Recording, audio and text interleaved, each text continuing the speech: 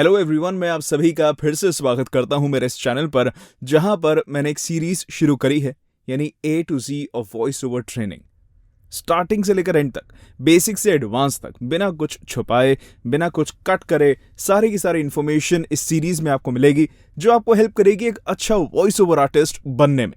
तो अभी मैं ऑलरेडी काफ़ी सारी वीडियोस डाल चुका हूं, आप उसे देखना मत भूलिएगा। ये एक प्लेलिस्ट है A to Z voice over training, आप इस चैनल पर देखेंगे आपको मिल जाएगी। आज जिस टॉपिक पर हम बात करने वाले हैं वो एक बड़ा इंटरेस्टिंग सा टॉपिक है।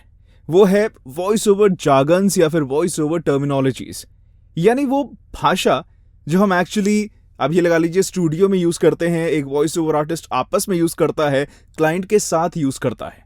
वो टर्म्स, ये जानना क्यों जरूरी है?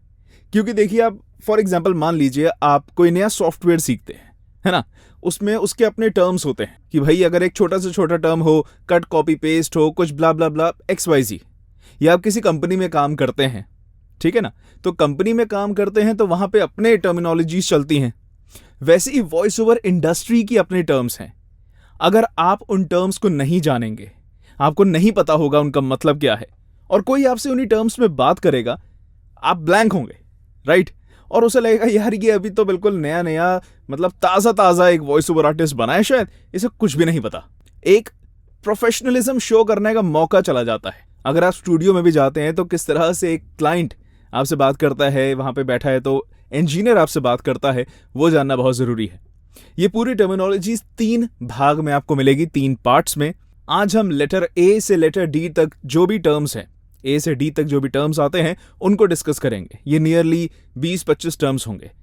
इतने ही अगली वीडियो में, इतने ही उसके अगली वीडियो में भी। एक ही वीडियो में सब डाल दूंगा तो पागल हो जाएंगे। ओके, तो चलिए हम शुरू करते हैं आज के पहले टर्म से। पहला है AI। AI माने आर्टिफिशियल इंटेलिजेंस। आजकल ये AI का चलन बहुत ज्यादा चलने लगा है। मेरे पास भी कुछ वॉइस ओवर का काम आता है कि ये कुछ सेंटेंसेस हैं जिनको रिकॉर्ड करना है, इनको हम फीड करेंगे अपने AI सिस्टम में, एंड देन ये ऑटोमेटेड रिस्पॉन्सेस फॉर एग्जाम्पल चलेंगे, या फिर जो AI हम जैसे कहते हैं सिरी, एलेक्सा, ये सब AI हैं। तो उसमें जो वॉइस ओवर यूज होता है, वॉइस ओवर आर्टिस्ट करता है। या फिर कई टेक्स्ट टू स्पीच कन्वर्टर होते हैं कि आपने कुछ लिखा, उसका जो स्पीच फॉर्म में आउटपुट आता है, गूगल में बहुत ईजिली आपको सुनाई देगा। तो ये AI है। तो कोई भी बोले कि AI का काम है, आपको समझ जाना चाहिए कि आर्टिफिशियल इंटेलिजेंस का काम है। नेक्स्ट आता है ADR।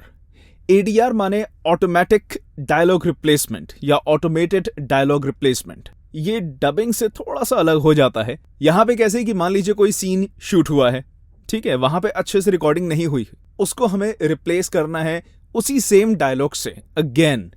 ओके, तो वो ऑटोमेटेड डायलॉग रिप्लेसमेंट होता है। कई बार ये टेक्स्ट टू स्पीच का यूज करके भी, यानी AI का यूज करके भी होता है, बट कई बार वॉइस ओवर आर्टिस्ट ही इसे रिप्लेस करता है। सो ये डबिंग से डिफरेंट होता है। ADR वेरिएबली यूज होते हैं कि भाई ये ADR है या डबिंग है। कई लोग ADR जानते ही नहीं है। डबिंग में ही यही होता है कि भाई अच्छा, एक डायलॉग ढंग से रिकॉर्ड नहीं हुआ, उसको दोबारा रिकॉर्ड करना है, इट्स डबिंग। बट एक्चुअली उसको हम ADR भी कह सकते हैं। उसके बाद आता है एड लिब। एड लिब का मतलब क्या होता है कि आपके स्क्रिप्ट में कुछ डायलॉग्स नहीं लिखे हुए, पर कुछ ऐसे डायलॉग्स जो मे भी उस सीन को सपोर्ट करते हों, उस स्क्रिप्ट को और इम्पैक्ट डालते हों, एम्फेसिस देते हैं उसमें, ओके, या उस सेंटेंस को कंप्लीट करते हों अच्छे से। मान लीजिए कोई सेंटेंस छोटा है, अगर हम डबिंग भी कर रहे हैं तो जो ट्रांसलेटेड सेंटेंस है वो छोटा है, अगर उसे हमें पूरा करना है, यानी जब एक्टर का लिप मूवमेंट, माउथ मूवमेंट हो रहा है, तब हमारा डायलॉग भी चले, और वो सेंटेंस जो हमारे सामने है वो छोटा है, अपने कुछ वर्ड्स डाल दिए, तो ये होता है एड लिब। और ये इम्प्रॉम्प्टू होता है, अक्सर इम्प्रोवाइज्ड होता है। या कोई लाइन है, आपको लगता है कि नहीं यार इस लाइन में वो मजा ही नहीं आ रहा, चलो लाइन चेंज करते हैं, मतलब वही रहेगा, ये एड लिब है। उसके बाद आता है अनाउंसरी वॉइस ओवर। अब अनाउंसमेंट्स हम सुनते आते हैं, बहुत पहले से अनाउंसमेंट्स होती हैं।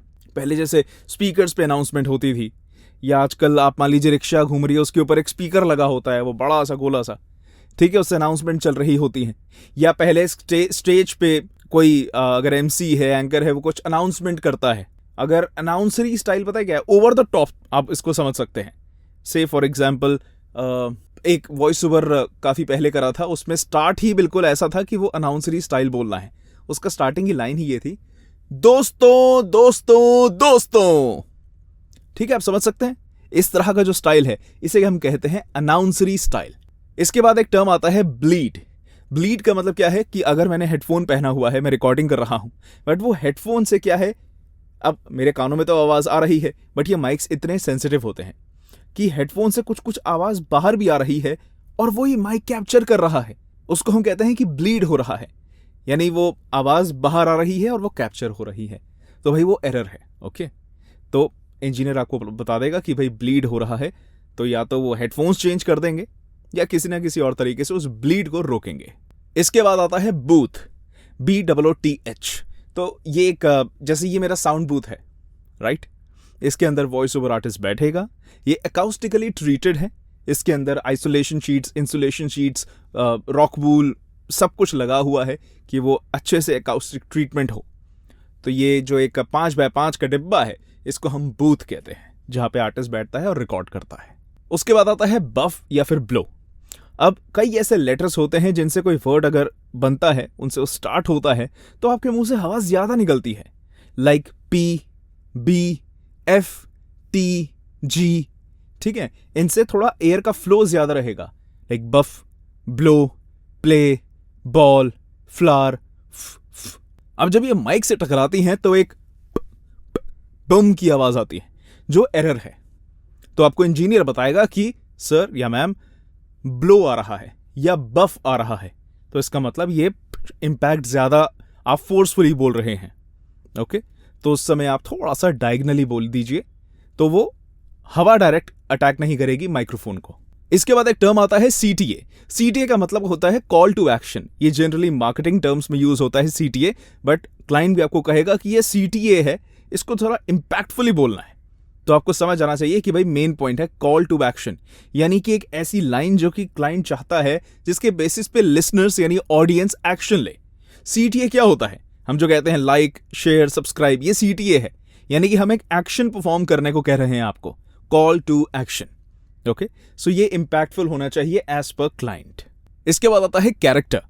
तो कैरेक्टर कोई रियल लाइफ कैरेक्टर हो सकता है या कोई एनिमल कैरेक्टर हो सकता है जो आपको दिया जाता है परफॉर्म करने को।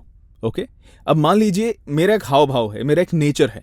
अब मुझे एक कैरेक्टर मिलता है कि भाई बिल्कुल, फॉर एग्जाम्पल मैं कहता हूं कि टपोरी टाइप कैरेक्टर है, ये बिड़ू मजा आ गया एकदम यार, आज क्या क्या रापचिक दिन था भाई, मतलब इस तरह का अगर वॉइस ओवर करना है, ठीक है, तो ये कैरेक्टर में ढलना होगा, वो उस एक इमेजिनेटिव कैरेक्टर बनाना होगा, उस कैरेक्टर के हाव भाव को समझना होगा, फिर वैसा वॉइस ओवर परफॉर्म करना होगा। या कोई कैरेक्टर है जो बहुत गुस्सा करता होगा, या कोई कैरेक्टर है जो मतलब बहुत ही सॉफ्ट स्पोकन है, बहुत ही शांत तरीके से बात करता है, वो एक कैरेक्टर है।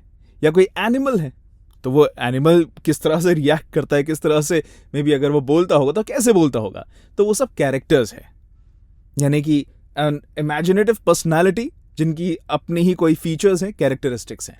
इसके बाद आता है कॉन्वर्सेशनल।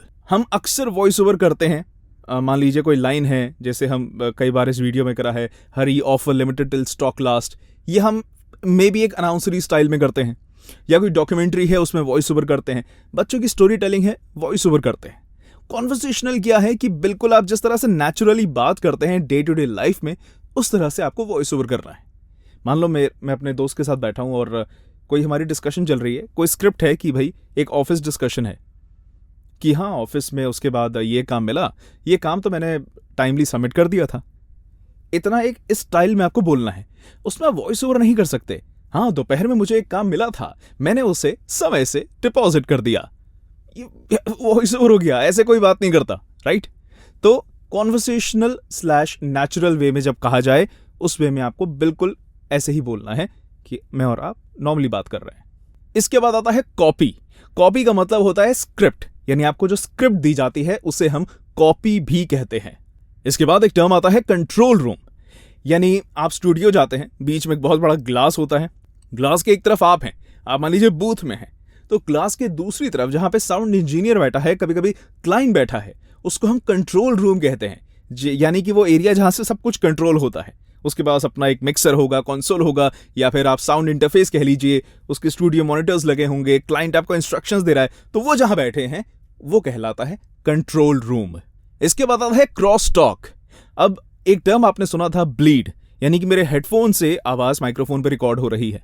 कई बार ऐसा होता है कि एक ही जगह पर दो माइक्रोफोन्स हैं, एक मैं आर्टिस्ट बैठा हूं, एक और आर्टिस्ट बैठा है, अपनी अपनी लाइंस रिकॉर्ड कर रहे हैं, कोई ऐसी कॉन्वर्सेशनल स्टाइल है या स्टोरी चल रही है, तो उसका माइक मेरी आवाज़ भी अगर कैच कर रहा है, दो दो जगह मेरी आवाज़ जा रही है, क्रॉस टॉक हो रहा है, तो वो भी एक एरर हो सकता है।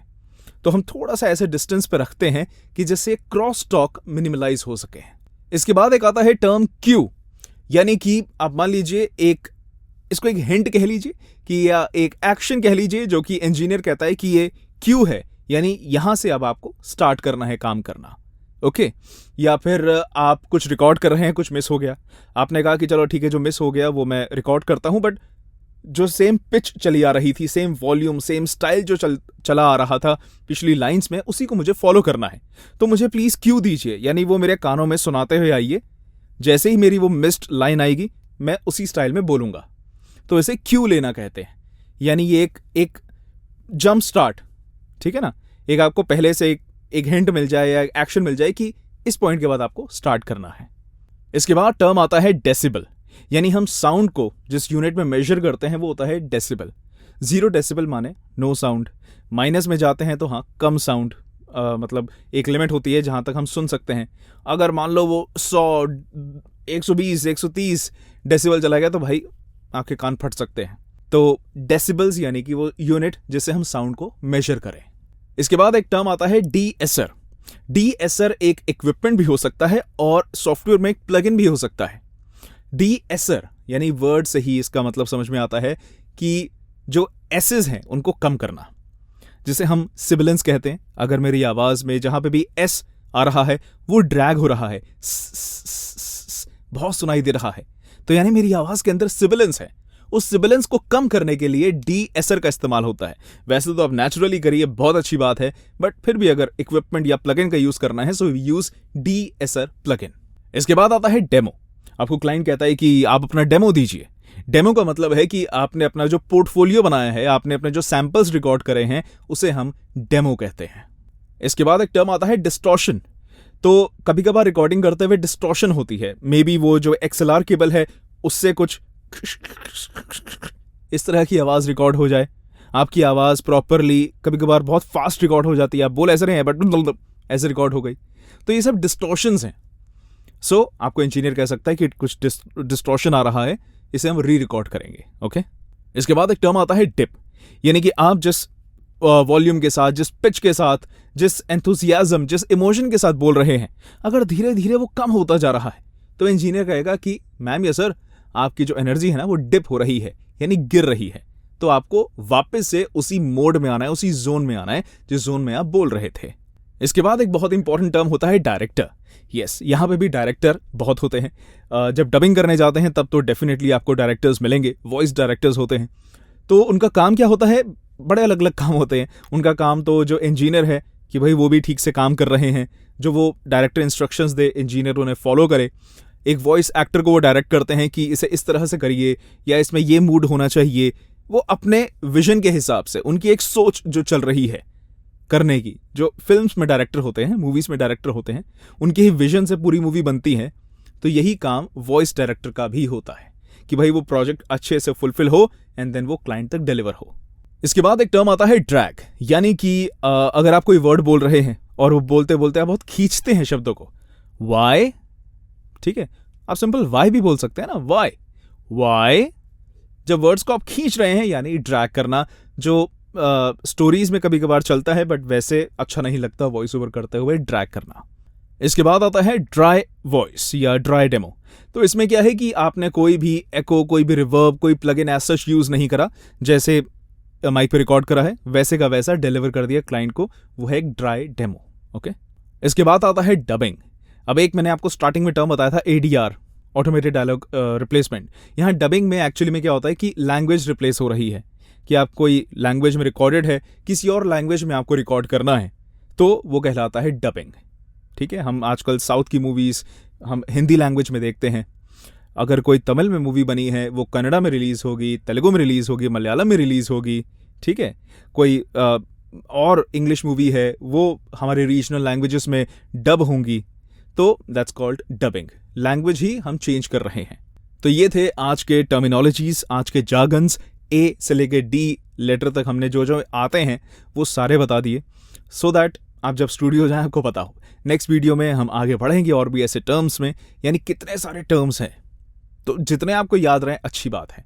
और आई गारंटी ये सारे जब आप सुन लेंगे, सारे समझ जाएंगे, उनमें से काफ़ी कुछ रिटेन हो जाएंगे आपके दिमाग में। और कोई आपसे उस लैंग्वेज में बात करता है कि भाई ये टर्म यूज़ करता है, आपको उसका मतलब पता है, तो फिर देखिए सामने वाले की नज़रों में आपका ऑलरेडी एक प्रोफेशनल लेवल बन जाता है कि भाई इसे नॉलेज है इस इंडस्ट्री की।